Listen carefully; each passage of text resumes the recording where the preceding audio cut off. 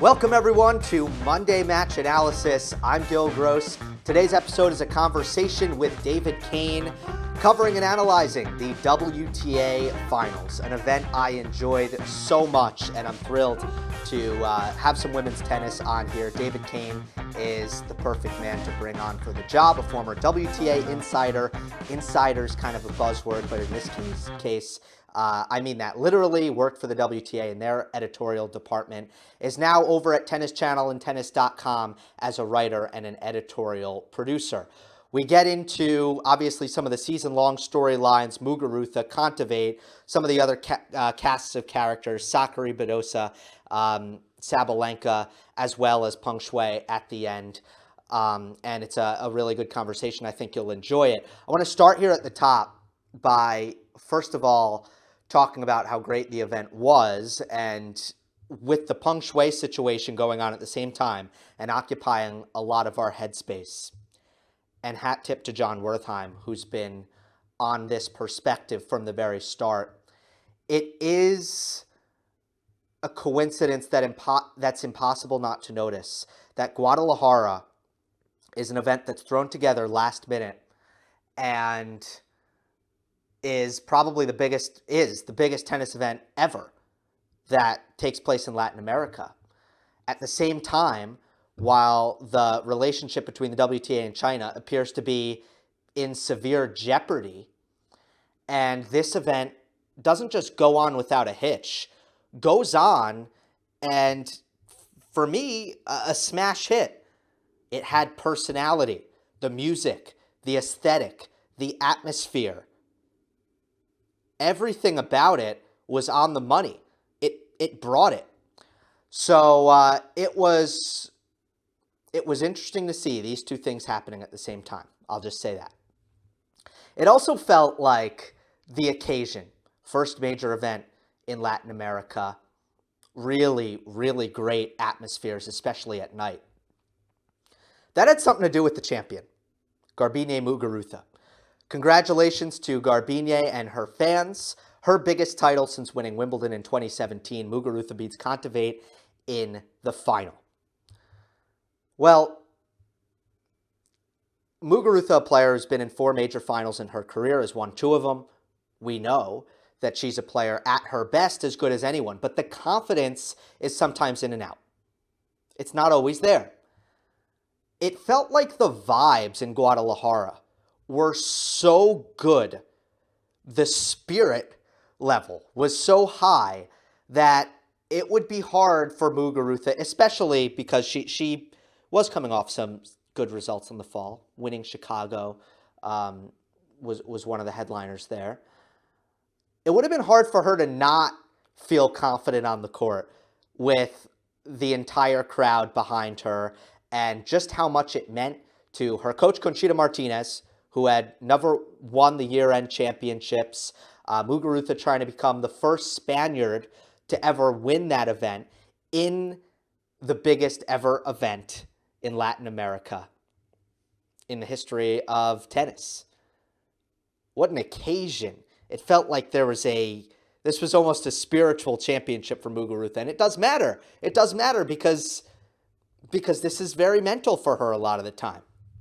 But in terms of the technique, there's a lot to talk about there as well before we get to David. The conditions here. We talk about altitude. And the most common tournament, major tournament where we talk about altitude is Madrid. We talk about it a lot. Look, Madrid is, I believe, around 2,500 feet of altitude. It's between 2,000 and 3,000 feet of altitude. Guadalajara is not even close to that. Guadalajara is above 5,000 feet. It's actually not comparable. This altitude is insane. It was visibly jarring how thin the air was, how fast the ball was flying through the air, and how difficult it was for these players to control the ball, keep it in the court. So the tennis was, on paper, it was ugly. I found it entertaining.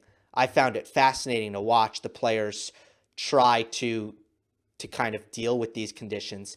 The balls were not normal. Even the balls were, they take compression out of the balls in Guadalajara to try to make it easier for the players to control it, but it still doesn't really work.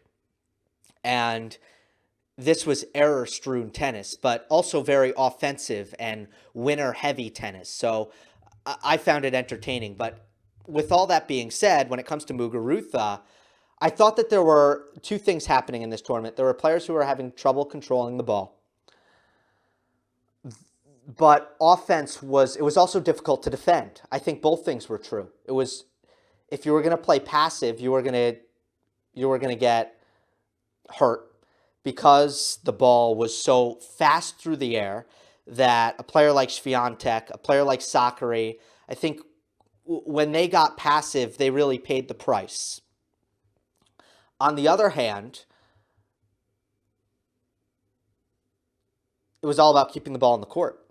I thought Muguruza was the best all week at sustaining aggression, staying on top of the point, using her serve, keeping the ball in the corners, keeping the ball deep, but also not missing. By far the best at sustaining aggression throughout a rally without making a mistake, especially after those two tough round-robin matches, loses her first match, an epic 1 in 3 sets, loses the first set against Krejcikova in the second round-robin match, wins that 1 in 3. Showed a lot of grit as well, a lot of heart, a lot of passion. Again, I think it comes back, comes down to some of the crowd support she had and just how much this event meant to her. But technically speaking, she was controlling the ball way better than everyone else and maintaining aggression at the same time. That was the key. That was the ticket that was going to propel her to victory. She also has a very mechanical, machine-like aspect to her game where it feels like the ball comes off her racket the same way over and over and over again. And I think it's a little bit easier for her to measure the ball in these kinds of conditions. The trajectory is the same. The speed is the same.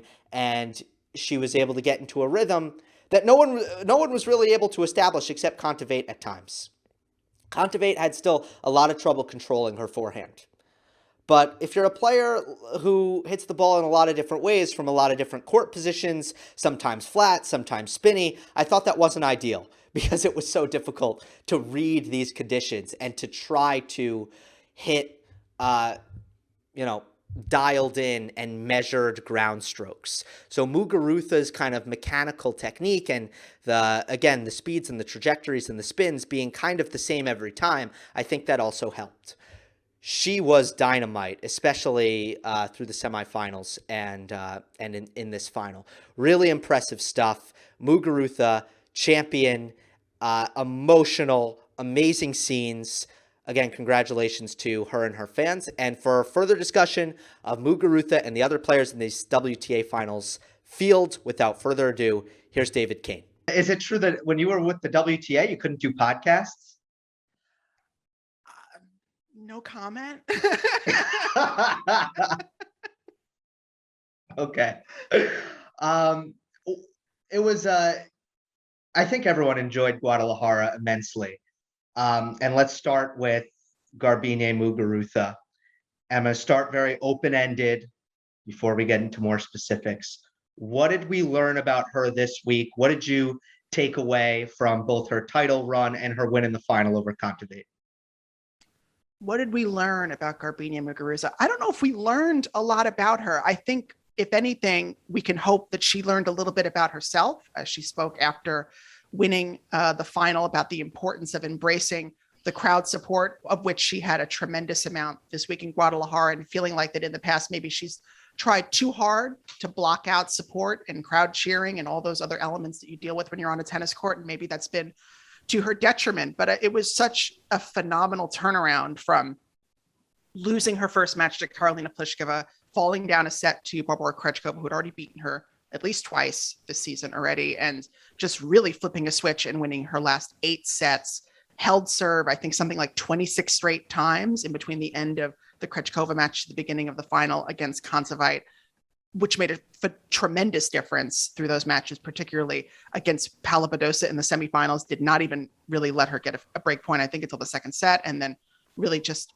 getting over the finish line against Anett on Wednesday. So I think if she's coming out of this learning more about herself and what she's capable of, I think that's bad news for the rest of the tour, because she was really giving us a lot of what she gave us at the beginning of the year. Was sort of a book-ended season for her, playing phenomenal tennis the first 2 months of the year and then sort of fading away with injuries and inconsistency. Has a lot of points to defend at the start of next year, something like 54% of her total ranking points coming into January. So if she can come out of this with the momentum and confidence that she's really going to need to tackle the early part of the season, she's very much in it for another potential Grand Slam title.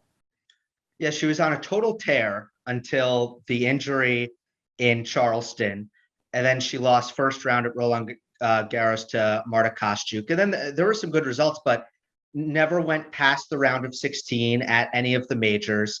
And it felt like a what-if year for Muguruza until last week. It was always like well, she was great, and then she got injured, and then she didn't do good in the big events. So it was kind of like, okay, a lot of wins this year, but it felt like she needed this week to really call 2021 a success. Would you agree with that?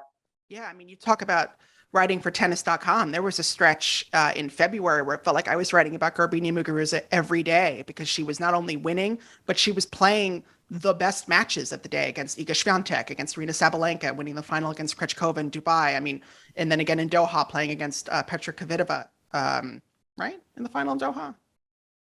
Sounds good to me. I totally make that up. Yeah. You know, making the final in Doha, making the final in Yarra River before the Australian Open, then playing that phenomenal match against Naomi Osaka in Melbourne, having match points. Really talk about a what-if match. I mean, that could have really changed the entire course of the year and certainly of the tournament had Muguruza converted one of those two match points against the eventual champion. Yeah, I think that it was a strange season for her coming into Guadalajara. It really did feel like she qualified almost purely on the strength of those first 2 months, did win Chicago over Ons Jabeur, another, which maybe was a harbinger of things to come, was down a set and really just flipped a switch against Jabeur and proved that she was capable of doing that against even higher ranked opposition in Guadalajara. I think, yeah, it comes down to the serve. It comes down to confidence, because physically and technically, she is the player that you look for to be that dominant force in women's tennis, and it just hasn't happened for the last couple of years. This was her first time making the WTA final since 2017 after qualifying 3 straight seasons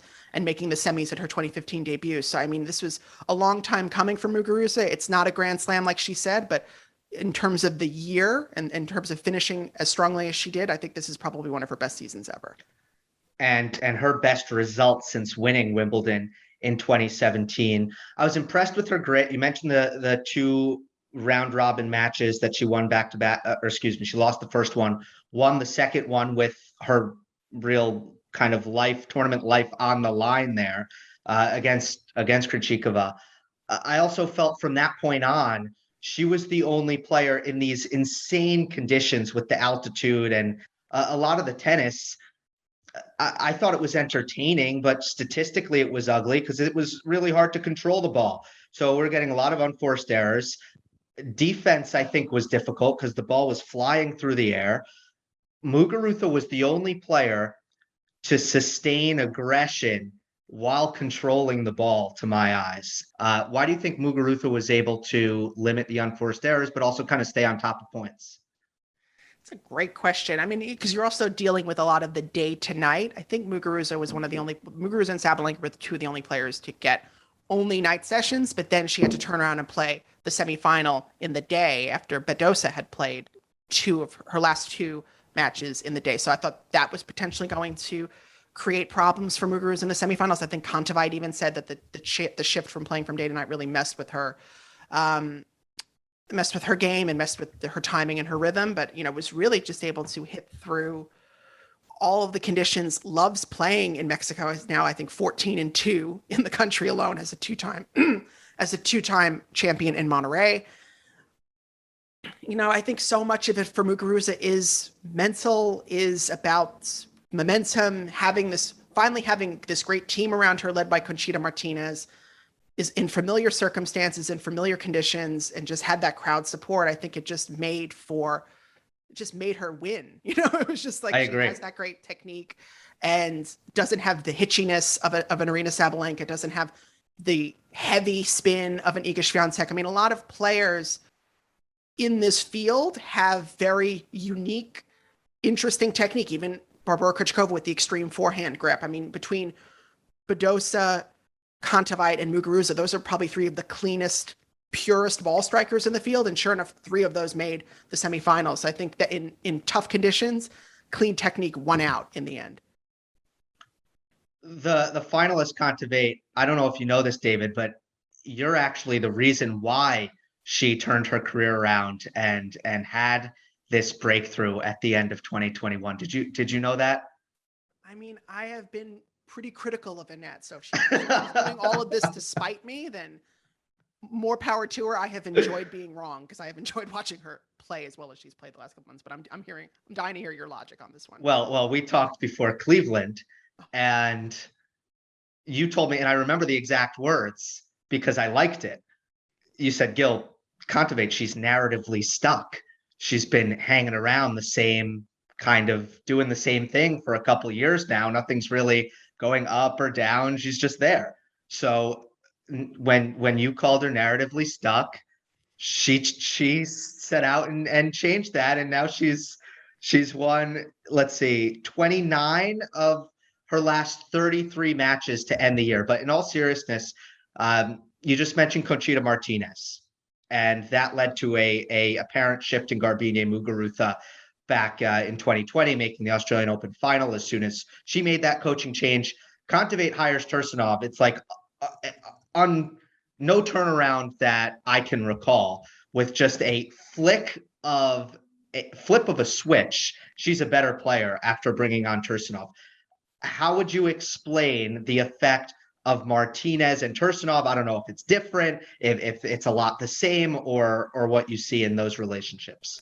I think there's something to be said about both Martinez and Tursunov bringing positivity. I think certainly we can see that be true with Muguruza. I think there was always, we saw a lot of on-court coaching timeouts between Muguruza and her former coach that seemed to be tense and seemed to be volatile and did not seem to be a tenable situation. And yet that partnership held for many, many years in spite of Muguruza winning Wimbledon with Conchita Martinez in the box. That was not an immediate shift for me. I don't know. I'm not her, but I feel like if I was in her situation, I might have really considered taking on Conchita full time in light of that success. But I'm a bit more of a volatile person myself. Maybe I would be making that big decision in the wake of a big emotional triumph. But I think with Tursunov, Kontaviet has talked about the positivity that he brings to her team. I think we've seen what Tursunov was able to do with Aryna Sabalenka. He also came on board right around the time that Sabalenka made her big surge up the rankings and really played sort of that similar hyper aggressive game. And I think has made Kontaviet feel just more confident in her decision making, has just gone for some huge swings. I mean, in the Cluj-Napoca final against Simona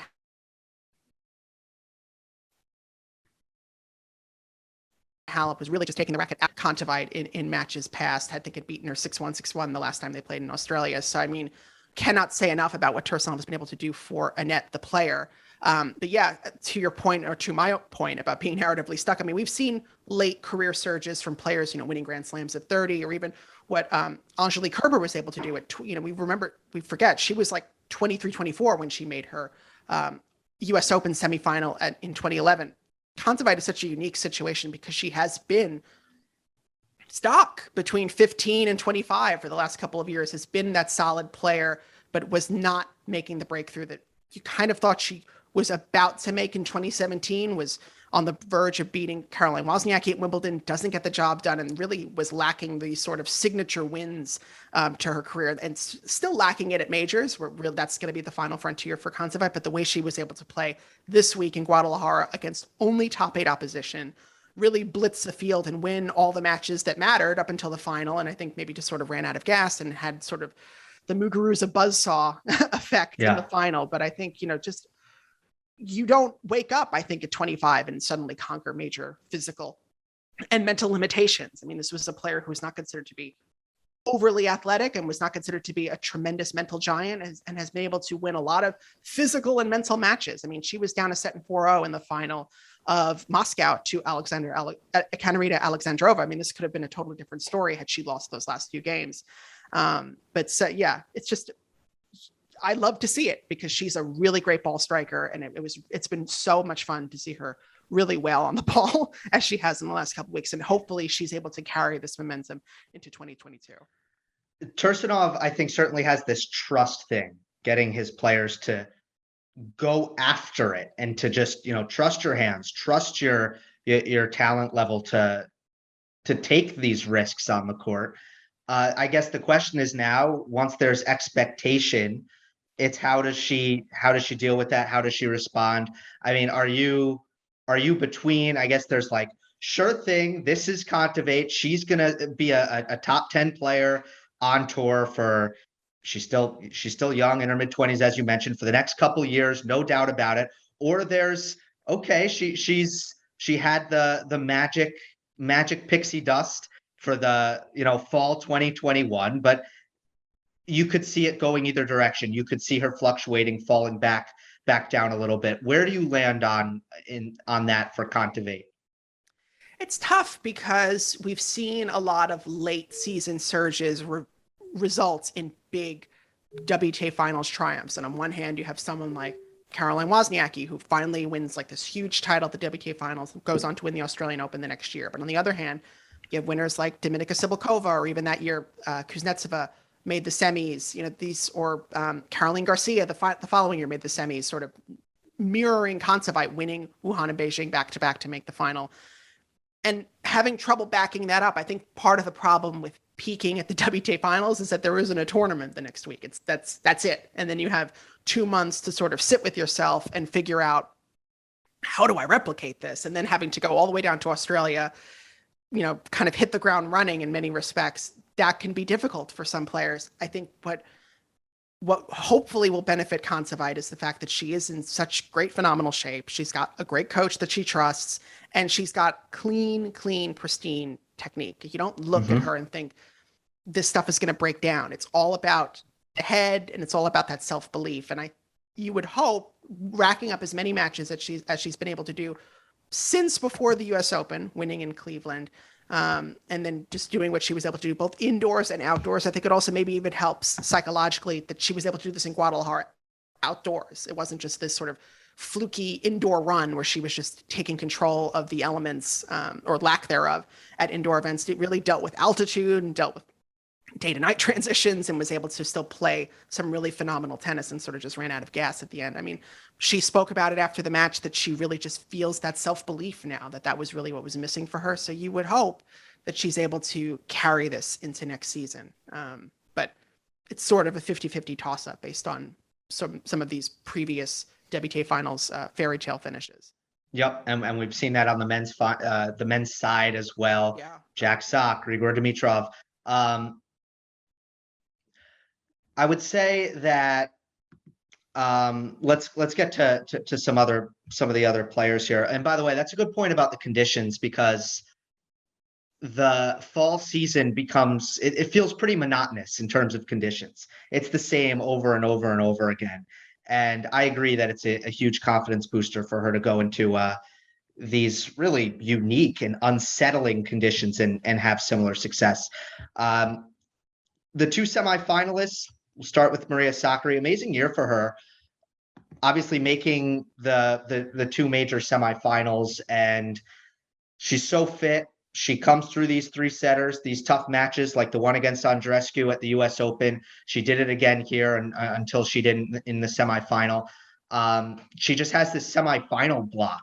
It's just this, it seems like she's a different player when she hits a semifinal. Are you kind of feeling the same way about where she's at right now? I love Maria Sakkari. I've spoken to her a lot. She's really sweet.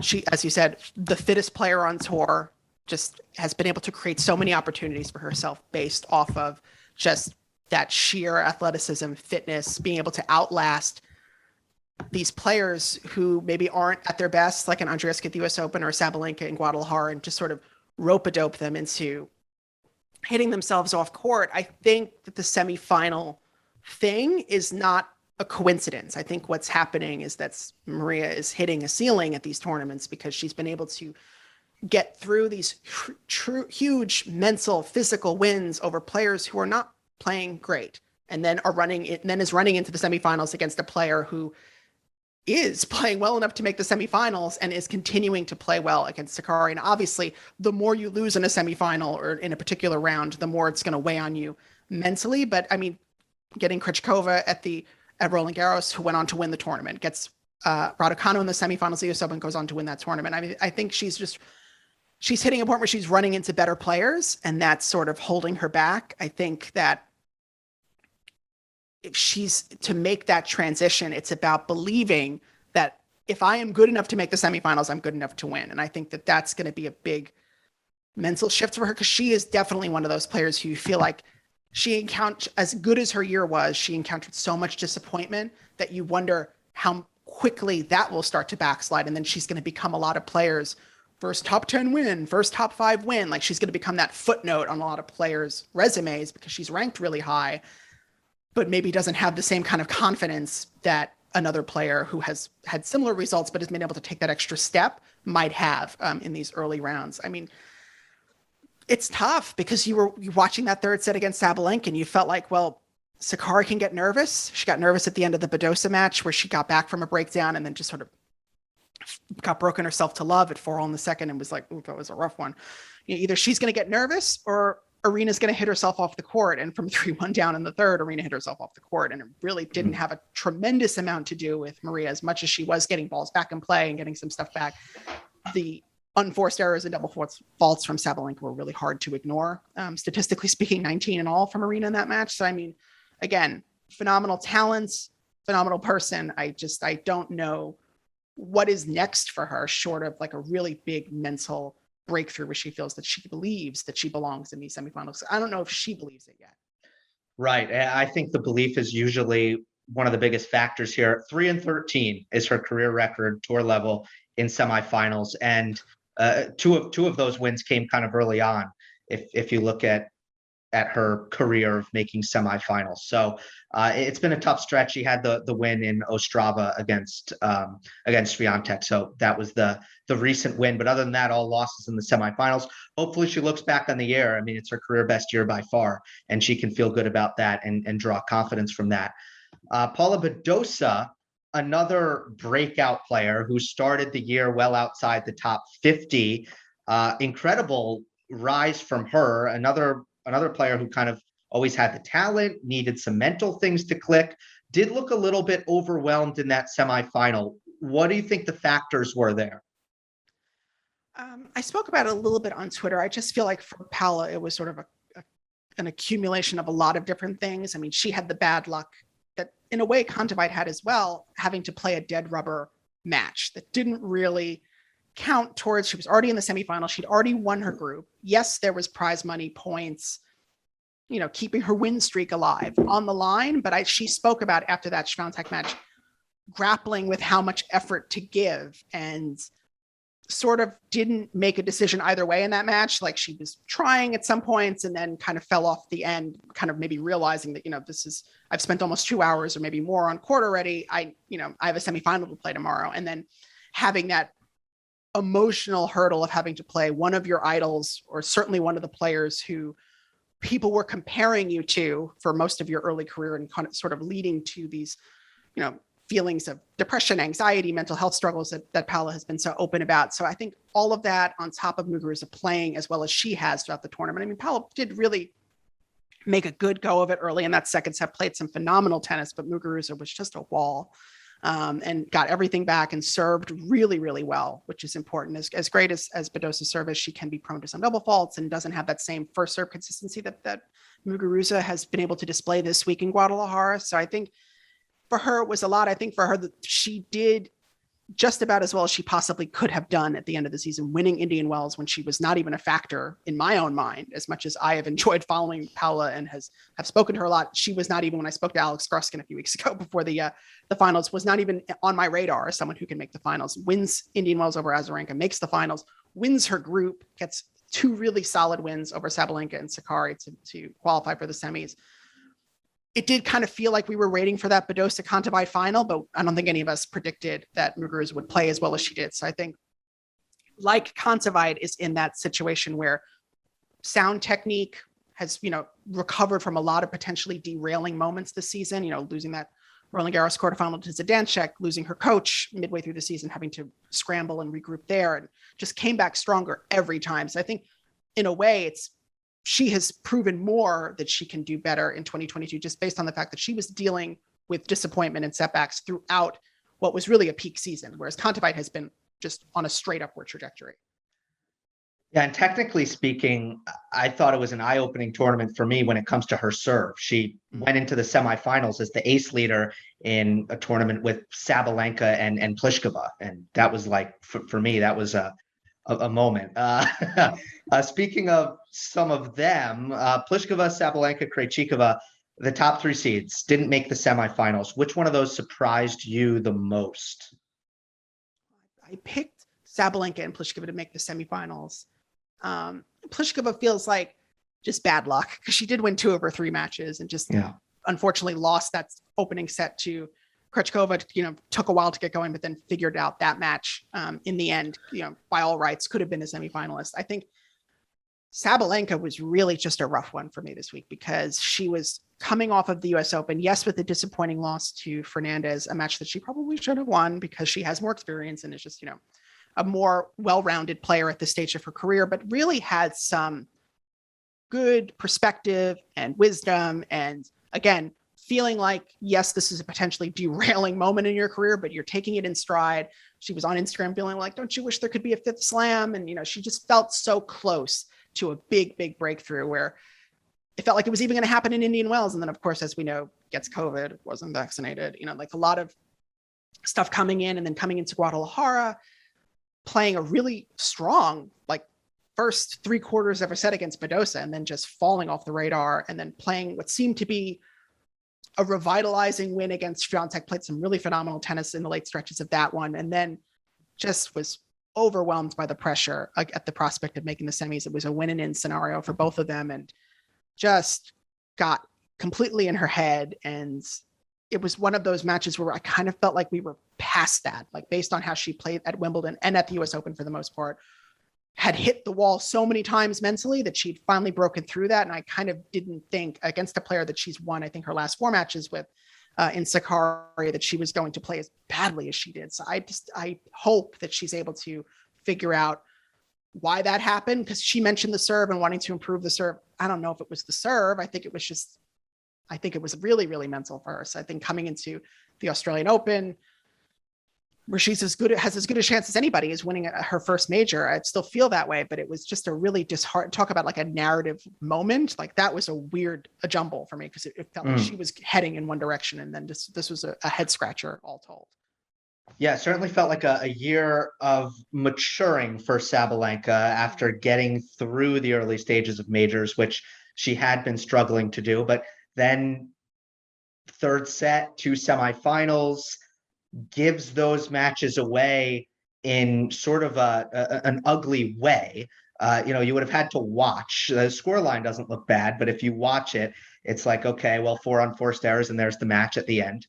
But yeah, I do agree. It did feel like a bit of a reversal. I might give her a pass almost on the conditions because I saw so many players struggle to control the ball, which in one sense I thought, well, Sabalenka could be good because I do think it was good for offensive tennis and with the altitude, the way the ball was flying through the air. But in the other sense, I think Sabalenka, I like her in heavy conditions where she controls the ball better.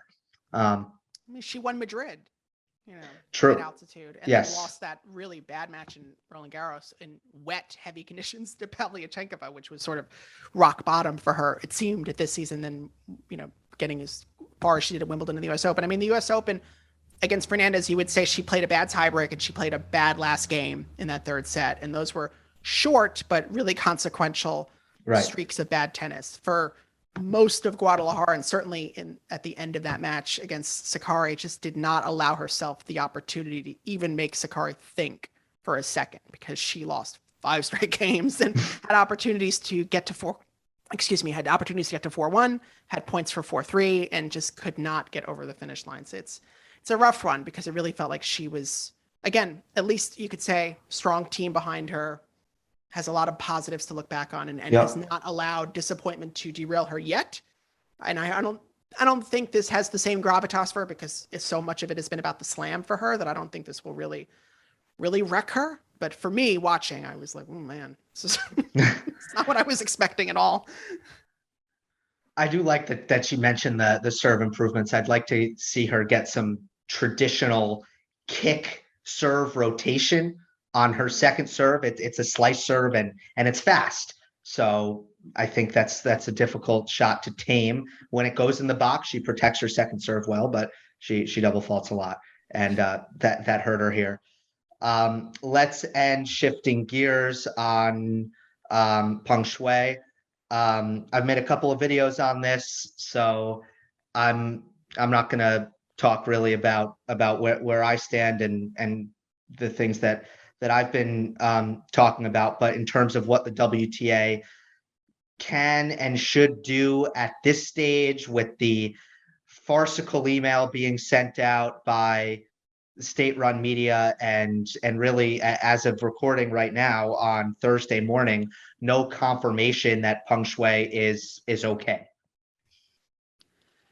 It's a crazy inflection point for the WTA, who has been so all in on Chinese tournaments, culminating in the decision to bring the WTA finals to Shenzhen with, an exorbitant amount of prize money. Ash Barty won north of $5 million for a week's work. I think that was it was a moment for women's tennis for sure that they were able to claim this big prize purse. But I mean, the fact that it was that all of this is happening juxtaposed against a very successful WTA finals in Guadalajara. I don't know if Muguruza is that upset that she's not winning $5 million in prize money and is only coming home with, I think, $1.5 million. I mean, I think it's a great payday for her. And certainly more importantly, she was able to have this tremendous week in front of, ostensibly home fans, fans who really embraced and adopted her. So it's been a strong response from the WTA, certainly stronger than what we got from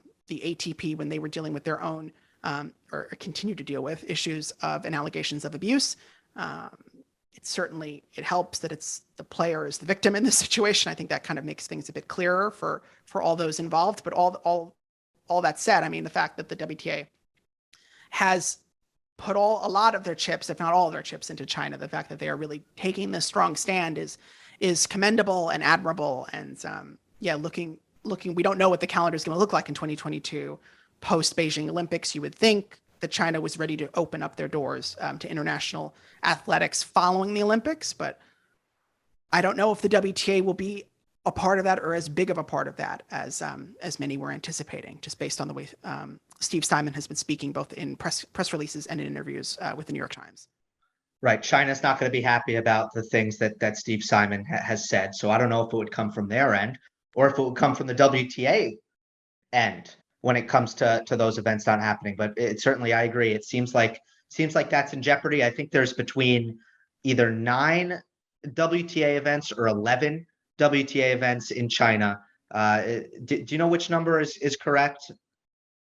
I think it's been as many as 11. I think in 2019, I think it was something like 9, and big tournaments. I mean, I was at Wuhan in 2019 and it was a great tournament. The facilities were great. The court was really good. I've never been to Beijing, but I've heard that that's a really well-run tournament. I know that Shenzhen got off to an interesting start. It was coming at a time where there was a lot of socio-political unrest with Hong Kong, and so I think that created its own issues. But the WTA has not been in China in 2 years, and they have largely been able to make a calendar out of not having China as part of it. And maybe that makes the WTA feel confident that they can take their business elsewhere. It's not like they've had the big China-sized hole in the calendar, short of not having the WTA finals last year, which I felt was like a mistake. I felt like I wish there could have been something that could have been done to have a finals in light of the ATP had theirs. But yeah, it's an inflection point, and I feel like that's based on the language that is coming from the WTA, it feels like they are not opposed to really revamping their schedule, which again has not come out yet, in a really revolutionary way. Yeah. Well, David, I'm really glad you can do podcasts now. This was a lot of fun. And congratulations on making it to the off season where maybe you can get some sleep. Yeah, congratulations to you too, Gill. And I know you have a big move coming. Thank you. All right.